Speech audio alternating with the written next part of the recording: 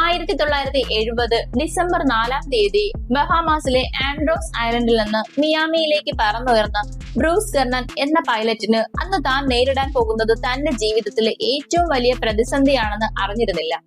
Bruce ഒരു സാധാരണ pilot ആയിരുന്നില്ല. ചെറിയ വിമാനങ്ങളിൽ ആയിരക്കണക്കിന് മണിക്കൂറുകൾ പറന്ന കാലാവസ്ഥയും വ്യോമയാനത്തെയും കുറിച്ച് വ്യക്തമായ അറിവുള്ള ഒരു വിദഗ്ധനായിരുന്നു അദ്ദേഹം. അന്ന് അദ്ദേഹത്തോടൊപ്പം അച്ഛനും ഒരു ബിസിനസ് സുഹൃത്തും ഉണ്ടായിരുന്നു. ആകാശം തെളിഞ്ഞതായിരുന്നു, കടൽ ശാന്തമായിരുന്നു, ആകാശത്ത് അപകടത്തിന്റെ ഒരു സൂചനയും ഇല്ലായിരുന്നു.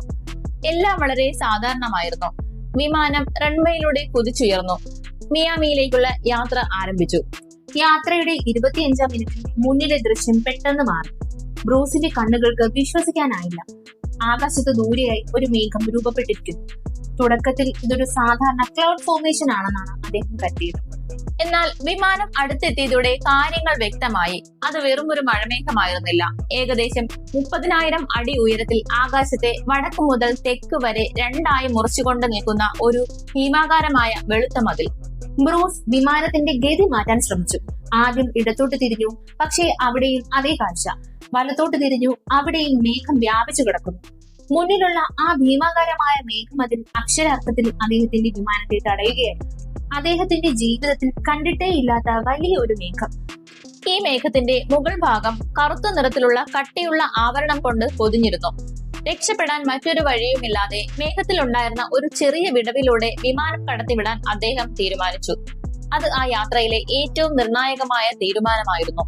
മേഘത്തിനുള്ളിലേക്ക് പ്രവേശിച്ച നിമിഷം പുറത്തെ വെളിച്ചം അപ്രത്യക്ഷമായി.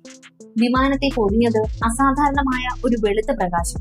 വിമാനം ഇപ്പോൾ ഒരു സാധാരണ മേഘത്തിനല്ല, മറിച്ച് ഒരു ഭീമൻ വെളുത്ത തുരങ്കത്തിനുള്ളിലൂടെ സഞ്ചരിക്കുകയായിരുന്നു. ബ്രൂസ് പിന്നീട് വിവരിച്ചതുപോലെ ആ തുരങ്കത്തിന്റെ ചുവരുകൾ സ്ഫടിക തുല്യവും ഒരു ചുഴലിക്കാറ്റിനെ പോലെ കറങ്ങുന്നതുമായിരുന്നു. ഭിത്തികൾ ജീവനുള്ളതുപോലെ ചലിക്കുകയായിരുന്നു. ആ നിമിഷം വിമാനത്തിലെ കോമ്പസ് ഭ്രാന്തമായി വട്ടം കറങ്ങാൻ തുടങ്ങി. റേഡിയോ സിഗ്നലുകൾ പൂർണ്ണമായും നിലച്ചു. ലോകവുമായുള്ള എല്ലാ ബന്ധങ്ങളും അറ്റുപോയി. പുറത്ത് മിന്നലുകൾ വെട്ടിമറിയുന്നുണ്ടായിരുന്നു, പക്ഷേ ഒരു ഇടിമുഴക്കവും കേൾക്കാനില്ലായിരുന്നു. അസാധാരണമായ ഒരു നിശബ്ദത വിമാനത്തിനുള്ളിൽ നിറഞ്ഞു. എഞ്ചിൻ പ്രവർത്തിക്കുന്ന ശബ്ദം മാത്രമായിരുന്നു ഏക ആശ്രയം.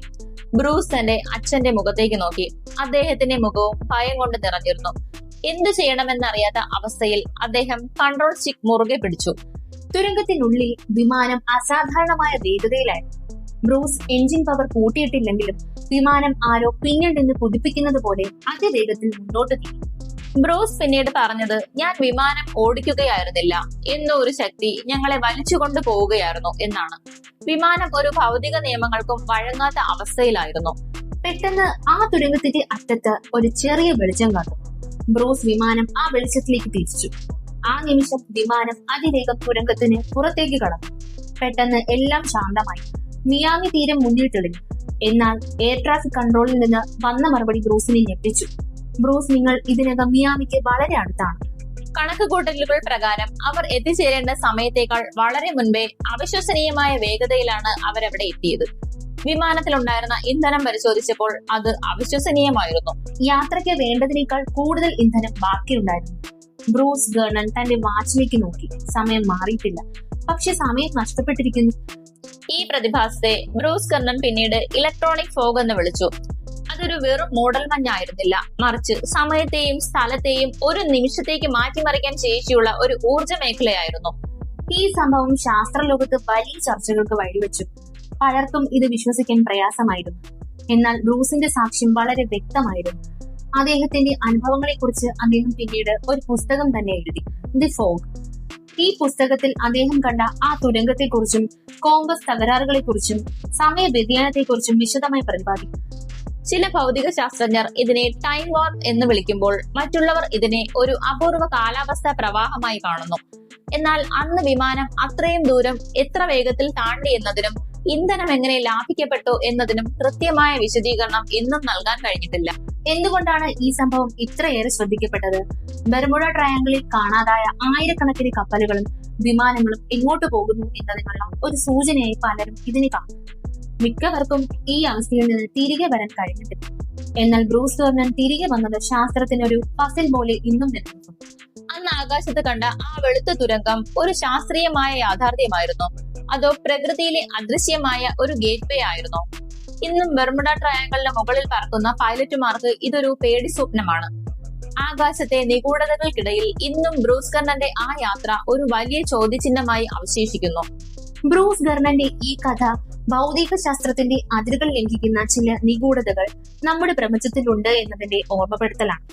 ആ മേഘമതിൽ ഇന്നും അവിടെയുണ്ടോ, അതോ അത് അദൃശ്യമായി തുടരുന്നുവോ? ഉത്തരം ആർക്കും അറിയില്ല. എന്നാൽ ആകാശയാത്രകൾക്കിടയിൽ സംഭവിക്കാവുന്ന ഏറ്റവും ഭയാനകമായ നിഗൂഢതയായി ഇത് ഇന്നും നിലനിൽക്കുന്നു.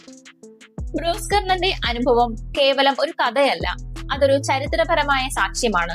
ആകാശയാത്രകളിൽ അപ്രതീക്ഷിതമായി ഉണ്ടാകുന്ന ഇത്തരം പ്രതിഭാസങ്ങൾ നമ്മൾ ഇനിയും കണ്ടെത്താത്ത പല കാര്യങ്ങളും പ്രപഞ്ചത്തിലുണ്ടെന്ന് ഓർമ്മിപ്പിക്കുന്നു. ഇലക്ട്രോണിക് ഫോഗ് എന്നത് ആകാശത്തിലെ ഒരു ഊർജ്ജസ്വലമായ വലയാണ്. അത് മനുഷ്യന്റെ സമയത്തെയും സ്ഥലത്തെയും എങ്ങനെ സ്വാധീനിക്കുന്നു? ഈ ചോദ്യങ്ങൾ ഇന്നും ശാസ്ത്രലോകത്ത് നിലനിൽക്കുന്നു. ബ്രൂസ് കർണൻ ഇന്ന് നമ്മോടൊപ്പം ഇല്ലെങ്കിലും അദ്ദേഹം നൽകിയ ഈ സാക്ഷ്യം ബെർമുഡ ട്രയാങ്കിൾ എന്ന നിഗൂഢതയിലേക്ക് വെളിച്ചം വീശുന്ന ഒരു പ്രധാന തെളിവായി ഇന്നും നിലനിൽക്കുന്നു. ആകാശത്ത് പറക്കുമ്പോൾ മേഘങ്ങൾക്കിടയിലെ വെളുത്ത പ്രകാശം കാണുമ്പോൾ ബ്രൂസ് ഗർണന്റെ ആ അവിശ്വസനീയമായ തുരങ്കയാത്ര ഓരോ പൈലറ്റിന്റെയും മനസ്സിൽ വരുന്നുണ്ടാകും. അത്ഭുതങ്ങളും നിഗൂഢതകളും നിറഞ്ഞ ഈ പ്രപഞ്ചത്തിൽ ബ്രൂസിന്റെ ഈ അനുഭവം ഇന്നും ഒരു നിഗൂഢ രഹസ്യമായി തന്നെ തുടരും.